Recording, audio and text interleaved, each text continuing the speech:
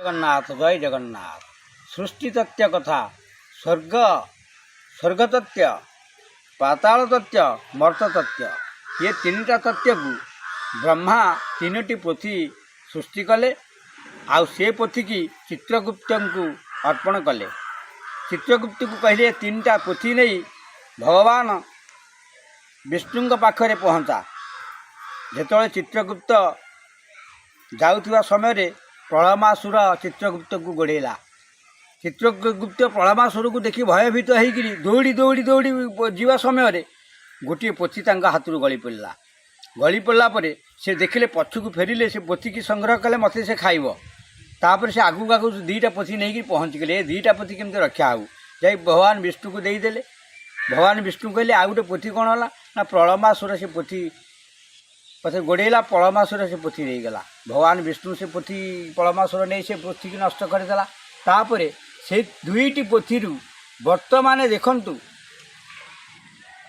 चंद्र मंगल सूर्य तारा ये ज्ञान को पाइकरी मनुष्य गवेषणा जारी रखिछि। मर्त तथ्य गवेषणा को जारी रखिछि। पृथ्वीर तथ्य को तथ्य जारी करा जाउछि तथ्य किंतु पाताल तथ्य हजिगला। पाताल तथ्य को एपर्यंत लोक गमी पारि नाहांती कारण से पाताल तथ्य पोथीटी हजिगला। तेणु ये तीनिटी पोथी द्वारा ये पाताल को मध्य गवेषणा करी से सब जिनस बाहर करी होता। तेणु गोटे हजि जाइछि। से दुईटी तथ्य पृथ्वी एवं आकाश ये दुईटी तथ्य को मनुष्य गवेषणा करी तार तथ्य पाइब।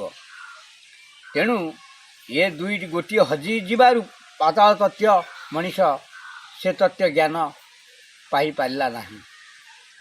तेणु ये तथ्य ये ब्रह्मा लिखिथिबा तीनिटी पृथ्वीर तथ्य को तार तथ्य यदि मिल जाइथांता ताहले मनीष स्वर्ग मर्त्य पाताल तीनिपुरर कथा गवेषणा करी बाहर करी थांता। बाबा मु आपन को गोटे प्रश्न मन को आसुची जो महापुरुष अच्युतानंद दास जो पोथी सब रचना करिसंती से पोथीर जो आगत भविष्यत वर्तमान जो जिनस लिखा जाइछि तार सत्य सत्य कौन? अच्युत गोलेकनाथ साक्षात विष्णु स्वरूप कलिजुगे विहरन अष्टगोचरी प्रकाशित अच्युतानंद महापुरुषंकर अमाप पोथी अगाध पोथी से लिखिछंती। से ज्ञानर सागर से ज्ञान को केही मापी पारिबे नाही। से निजे होचंती निजे से होचंती सुदाम। तेणु कलिजुगे महाज्ञान तथ्य देवाई से अवतरित हेले। तेणु तांकर ज्ञानर आदि अंत किछि नाही। से विष्णुंक सांगरे समान। तेणु अच्युतानंद महापुरुषंकर बाणी अच्युतानंद महापुरुषंकर अतीत भविष्यत आगंतुक समस्त पोथी रूपा तंभा तालपत्र ये समस्त ये से निर्मित करा जाइछि। किंतु बहु पोथी तांकर गुप्त अछि। से पोथी गुप्त अछि एबे भी से पोथीर प्रकाशित हेइनी। से जो गुप्त पोथी अछि तार प्रकाश बाबा केबे हबो? तार प्रकाश हबो तांको इच्छारे ही तांको पोथी प्रकाशित तार समय आसीनी। तार समय आसीनी। समय इच्छारे तांको पोथी प्रकाशित हबा। जतिक प्रकाशित हेइजी से संसार प्रकाशित चलीची। पोथीर समय आसिले से पोथीर समय आसिले से पोथी प्रकाशित हबो। सारा ब्रह्मांड अच्युत विहरण करिसंती मन जानरे सारा पृथ्वी से घूरीछंती। जो महापुरुष अच्युतानंद दास जो पोथी रचना करिसंती सेतरे कोन समस्त जीव जगत को ऊपर से किछ लिखिछंती? समस्त जीव जगत 56 कोटी जीव जंतु सर्व घटे एकत्य 56 कोटी जीव जंतु को बाबद से लिखिछंती। सारा विश्व ब्रह्मांड कथा से लिखिछंती। सारा ब्रह्मांड कथा से जानिछंती। पिंड और ब्रह्मांड ये दुईटा तथ्य से जानिथिले। समस्त तथ्य तांको जଣା अछि। आ किछि लोक ताकू से पोथी की विश्वास करनाथि से विषय आपण कोन कहिबे? चुंबक लोहा को आकर्षण करिवो रस केबे लोहा आकर्षण करि परिबोनी। तेणु से ज्ञान को समस्त आहरण करिवेनी। जे पक्षी उड़े जेते दूर से जाने तार व्यवहार। बहु उच्च को उड़ुथिबा पक्षी से जानिछि उच्चतर मार्ग कौन।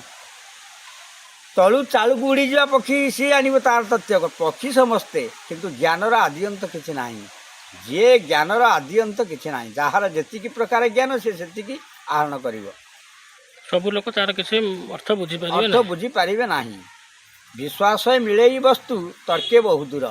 ବିଶ୍ୱାସରେ ନୃସିଂହ ଭଗବାନ ନୃସିଂହ ଜଗନ୍ନାଥଙ୍କ ସମ୍ମୁଖରେ ଆପଣଙ୍କ କହିବା କଥା ଯେ ପୋଥିକି ବିଶ୍ୱାସ କରିବେ ସିଏ ତାଙ୍କର ପୋଥିର କିଛି ଲାଭ ସୁଫଳ ବନ୍ଧବୀ ପାଇପାରିବେ। ନୃସିଂହ ଚରଣ ଅନାଦି ପରମ କାରଣ। ନୃସିଂହ ଭଗବାନ କାଠ ଉପରୁ ବାହାରିକିରି ହିରଣ୍ୟାକ୍ଷକୁ ବିଦାରଣ କରିଥିଲେ ପ୍ରହ୍ଲାଦଙ୍କ ବିଶ୍ୱାସରେ। ତେଣୁ ବିଶ୍ୱାସ ଉଚ୍ଛ୍ୱାସ ହୁଏ କିନ୍ତୁ ତର୍କରେ ବହୁ ଦୂର ହୁଏ। ବିଶ୍ୱାସ ମିଳେଇ ବିଷ୍ଣୁ ତର୍କେ ବହୁ ଦୂର। ବିଶ୍ୱାସରେ ବିଷ ମଧ୍ୟ ଅମୃତ ହେଇଯିବ, ଅବିଶ୍ୱାସରେ ଅମୃତ ବିଷ ହେବ। ତେଣୁ ସମସ୍ତ ଜିନିଷ ମନୁଷ୍ୟ ବର୍ତ୍ତମାନ ବିଭିନ୍ନ ବାସ୍ତୁ ବିଶୃଙ୍ଖଳିତ ଗୃହ